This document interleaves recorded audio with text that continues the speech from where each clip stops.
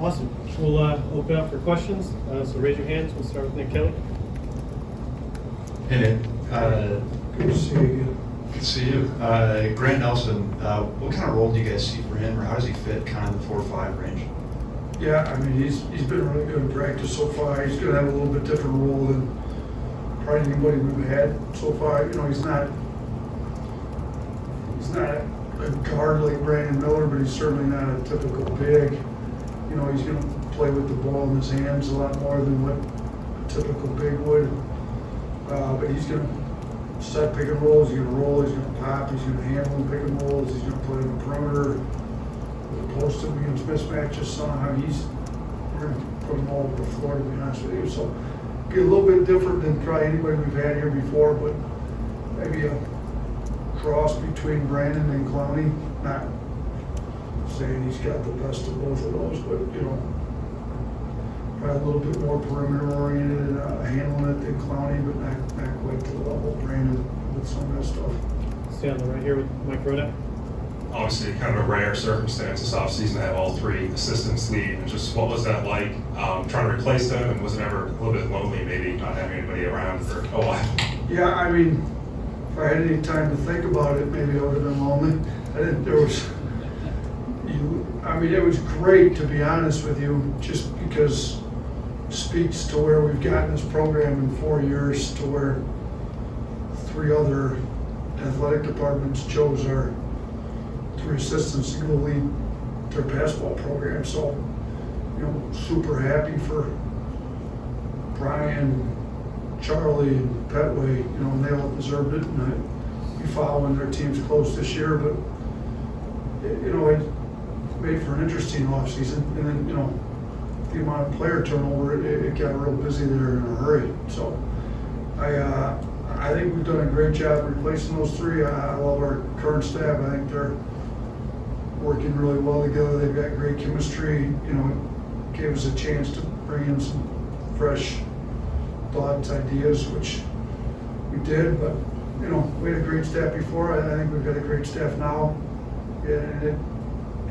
I didn't have many days off this summer between trying to hire staff and trying to put a roster together. We had a lot of work to do this summer. But I like where we're at. I love our staff and I like our roster. I love the guys we have on the team. So I think despite the work we had to do, I think we got it to where we needed to get it to. Stay on the right here with Charlie. Hey, Coach, I think it's been about 3 months since Mo Diabate's injury. Just do you have an update on him? And also, I think Mo Wagyu, we didn't see him too much today.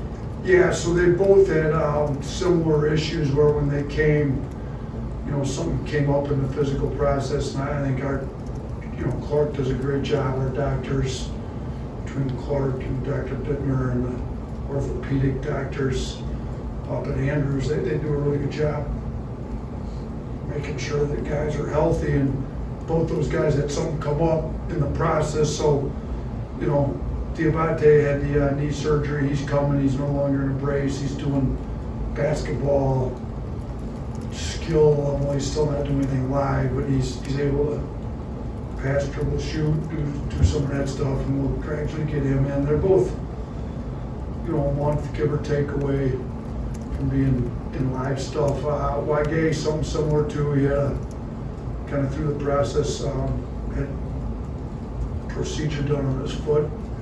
So he was in a boot for a while. He's out of the boot. He's same thing. He's able to do some ball handling, shooting, and all that, but nothing live yet. So hopefully within another month or so, give or take a little bit, we'll have both those guys back and add to our front court depth, which we need right now. Nick Alvarez. Calling part of last year's team was the chemistry across the locker room. Just with all the turnover you've already mentioned, how do you build up that chemistry kind of in this time while also getting the guys ready for off the courts? Yeah, we had great chemistry last year. I think that's part of the reason we were number 1 in the country and had the year we had. We know that comes with the culture you build. I think we've done a really good job with both the transfers and the freshmen, making sure they're really high character kids. You know, we started to get involved with some and backed out just because we didn't want to bring anybody without real high character into the program. So our guys have done a great job with themselves, just getting together off the court, we've got three scholarship guys back from last year with Pringle, Aaron, and Ryland. I think, I said Aaron, probably Pringle, Sears, and Ryland. Those three guys have done a good job. And then Aaron, I mentioned, come in. He's fifth-year guy. He has the extra year. He's had some leadership. So I think between great leadership, guys doing things off the court, we did have our team retreat that we do every year that I thought really brought our guys together.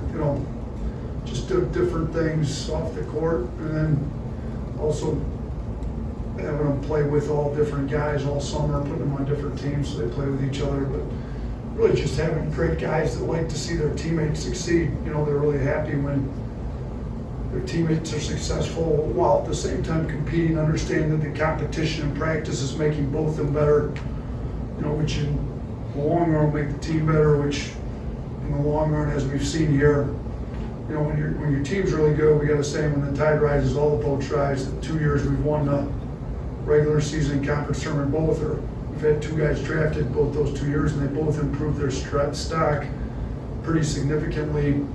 So, everybody wants to see themselves improve, but in basketball, you don't do that without the team being great. Or for the team to be great, you got to have great chemistry, and everybody's got to be really happy for everybody else's success. So I think we've gotten a good head start on it. These next 6 weeks of practice are we're gonna have to really do a great job building the team chemistry as well. Blake? What kind of growth have you seen from Ryland over the course of this offseason, and how do you kind of see his role increasing this season? I mean, he's gotten a little taller, for one, so there's actual physical growth. There's other areas of growth as well. He's shooting the ball really well. He's much more comfortable in our system. He's much more comfortable speaking up. When you come in as a freshman, you're playing high school last year, it's a lot different. Now that he's played in college, he's comfortable with how we play. He's comfortable speaking up, talking to the younger guys. He's more aggressive, attacking the rim. He's better on defense. Just his overall growth's been really good. And talking to his dad in high school, he made a big jump from his freshman to his sophomore year. He had a really good freshman year, I thought, for us. Obviously, we had some other freshmen that were, had the second pick in the draft. So we had the 21st pick in the draft. They were both freshmen with him. So he walked in a pretty incredible freshman class, but he himself had a really good year. I mean, if you look at what he was able to do on the number one team in the country, most freshmen in the country would have traded that. Probably 99% of them would have traded spots with him for sure. So he had a really good freshman year, but we anticipate a big jump in going into sophomore year. He's really been shooting the ball at a high clip here lately too. Kate? Was there more roster turnover this offseason than you were expecting, or is it just kind of part of your job now where you're going to have to do a lot of roster change? There was definitely a little bit more than what we probably expected or anticipated, but talking to some of the coaches out there, some of the rosters get 100% turnover one season to the next. So, I mean, it's the fact we've got 3 out of 12 guys coming back is,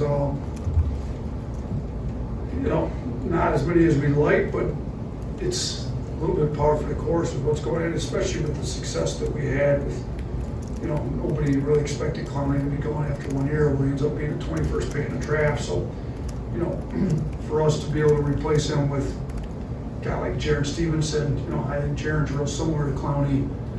If Clowney hadn't left, we wouldn't have been able to go get Jaron. Jaron was looking, to be able to step in, play right away.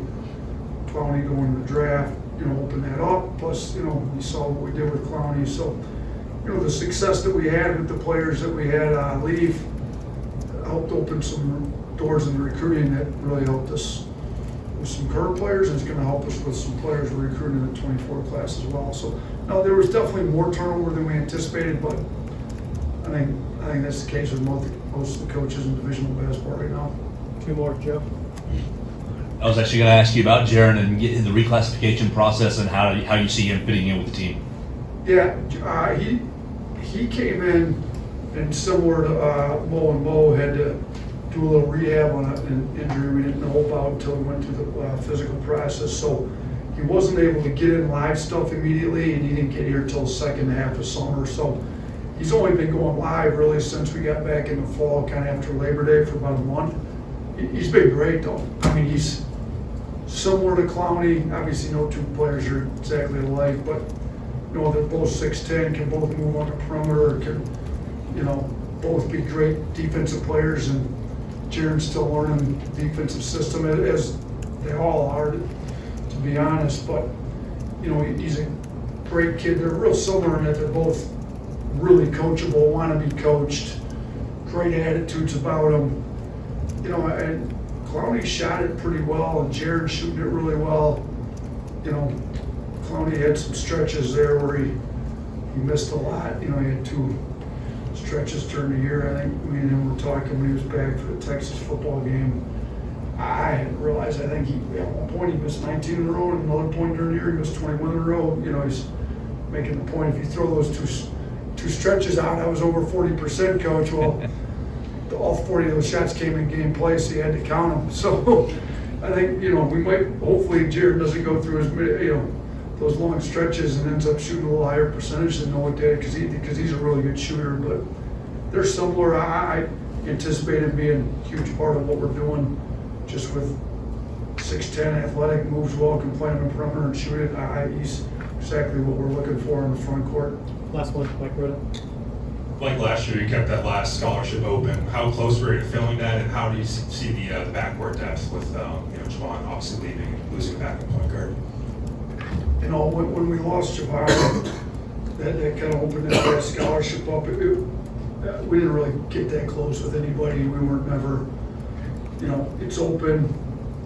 If, you know, last year it was open and Cosby took it halfway through the year. I don't know if we'll have anybody like that this year. The option's there if we do. If not, it's fine. We've never really played 13 guys in the rotation anyways. It does, you know, shoot, I think some teams last year had 10 guys on scholarship. I think that's, you know, when the transfer portal and all this new stuff happened, I think that's one of the, you know, byproducts of this. You know, you kind of leave some spots open for transfers. Well, then you're not going to fill them with guys that aren't good enough. And then a lot of scholarships are just now not being used kind of across the country. The fact that we have one opens, really, there were some high major coaches that we played against last year that had 3 open scholarships. So, no, we never got that close to using it, and we'll see what happens with it this year. Thank you, Coach. Appreciate it. Good seeing you guys again.